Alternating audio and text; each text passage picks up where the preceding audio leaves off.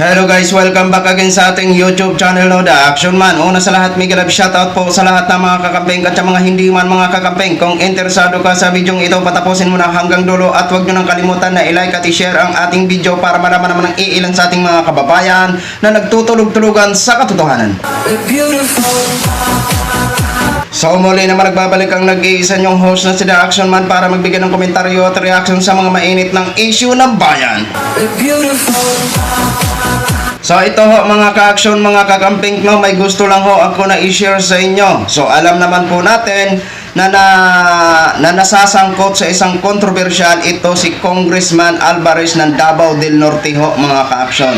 So ito ho sa isang interview, naninindigan siya o sa isang pahayag, naninindigan siya na hindi niya daw bawiin ang kanyang sinabi noong rally noong April 14 doon sa Davao del Norte, na kung saan ho mga ka-action ay hinihikayat niya o nanawagan siya sa AFP at PNP na withdrawal of support dito kay Mr. President Bongbong Marcos. Ngunit wala daw siyang sinabi mga ka-action, mga kakamping, na pababain sa pwesto ito si Mr. President Bongbong Marcos. Ito po, may resibo po tayo at wala daw siya at hindi daw siya naghingi ng pasensya. Bakit daw siya maghihingi ng pasensya? Wala naman daw siyang kasalanan at hindi naman daw krimen ang kanyang ginawa.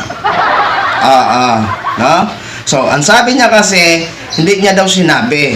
Pero maliwanag sa kanyang speech doon sa Davao del Norte na ngayon mapapakinggan nyo rin ha, pakinggan nyo, na kapag mag-withdraw kayo ng suporta kay Mr. President Bongbong Marcos, wala na siyang magagawa kung hindi bababa siya sa pwesto. Oh, di ba?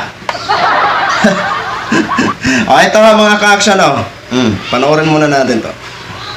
Sa kabila ng pambabatikos, hindi babawiin ni Davao del Norte 1st District Representative Pantaleon Alvarez ang kanyang naging pahayag para ipanawagan ng withdrawal of support ng Armed Forces of the Philippines kay Pangulong Ferdinand Marcos Jr. Si Alvarez ay nahaharap ngayon sa kontrobersya matapos niyang sabihin sa prayer rally sa Tagum City noong linggo, April 14, na mag-withdraw ng kanilang suporta ang Coast Guard at military kay Pangulong Marcos Jr. kaugnay sa issue ng West Philippine Sea.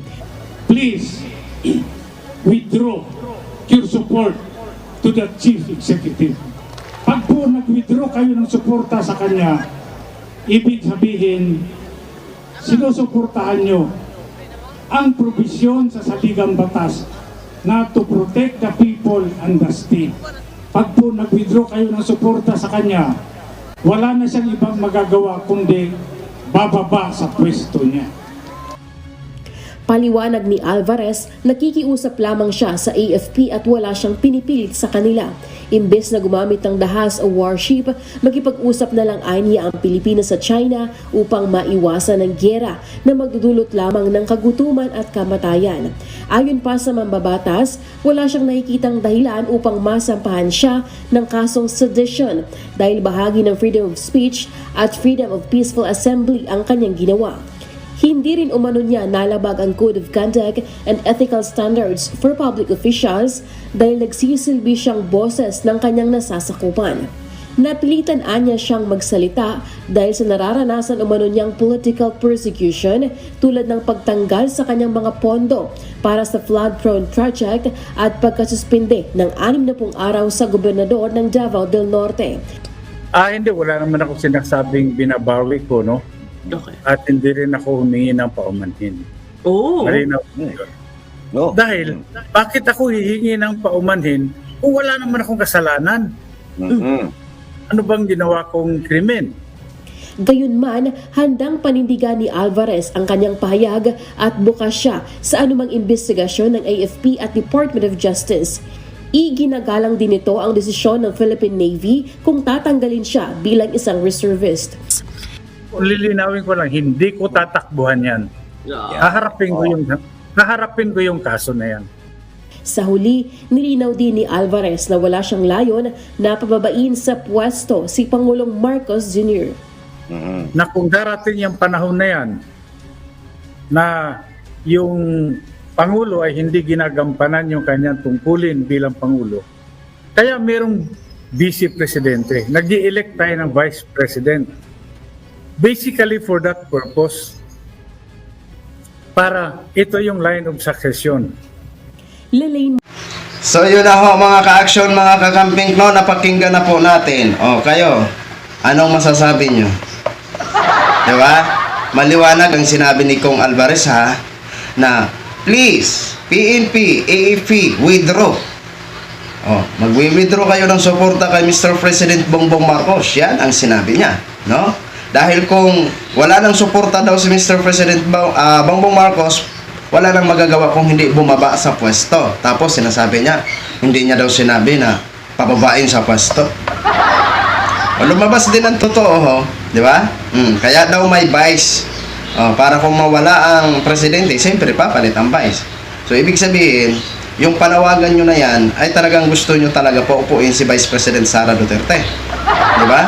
Kasi kung yun lang naman ang nagiging dahilan nyo na pawithdrawin nyo ng suporta ang AFP at PNP dahil sa nangyayari ngayon sa West Philippine Sea, siguro hindi yan kaya-aya na mag-withdraw ang AFP at PNP. Bagkus, dapat tayong magkaisa dyan ng mga Pilipino para ipaglaban ang ating sovereign rights. Di ba? Kasi maliwanag naman sa sikat ng araw na yung mga inaano dyan is tayo naman ang nagmamayari. Di ba? Na-discuss na natin yung kagabi mga ka-action na kung saan sinunggaban nga natin si Banat Bay versus sa kanyang pagsungkab kay Mike Abe. Di ba? May sovereign rights ho tayo dyan at may titulo ho tayo dyan na tayo ang nanalo. Kung may mga insidente man na nangyayari dyan sa West Philippine Sea, yun po yung ipinaglalaban lang natin ang karapatan natin dyan sa mga lugar na yan na inaangkin ng China. Kasi ang China kasi may lawak ang West Philippine Sea ay may lawak po ito na 200 nautical miles. Hindi naman natin inaangkin ang buong karagatan, pero ang China, iginigiit kasi nila na ang 80% to 90% ay kanila daw. Yun yung masakla. Di ba? Na-discuss na ho natin yan kagabi. Okay. Hindi naman siguro sapat na dahilan yan kung Alvarez, kung yan lang naman ang nagiging dahilan mo. Hindi ho mag-withdraw ang mga PNP at AFP dahil wala naman nakikitang talagang malaking issue na kailangan sila mag-withdraw, no? Kasi sa West Philippine Sea, sa laban ng West Philippine Sea, dapat kayo na mga leader ay magkaisa. Kaso, dalawang paniniwala. May ang isang paniniwala is parang kumakampi pa sa China. Ang isang paniniwala ay pinaglalaban ang ating sariling sovereign rights, di ba? Ngayon, doon naman sa sinabi mo na hindi ka naghingi ng pasensya, sigurado ka ba kung Alvarez na hindi ka naghingi ng pasensya sa sinabi mo? Mukha yatang mapapahiya tayo ngayon. Di ba? Ito ho mga ka-action, ito yung sinabi niya. Ano pala itong sinabi niya? Ayan, haba-haba niya na. Basahin natin. Makikita nyo dyan, ha?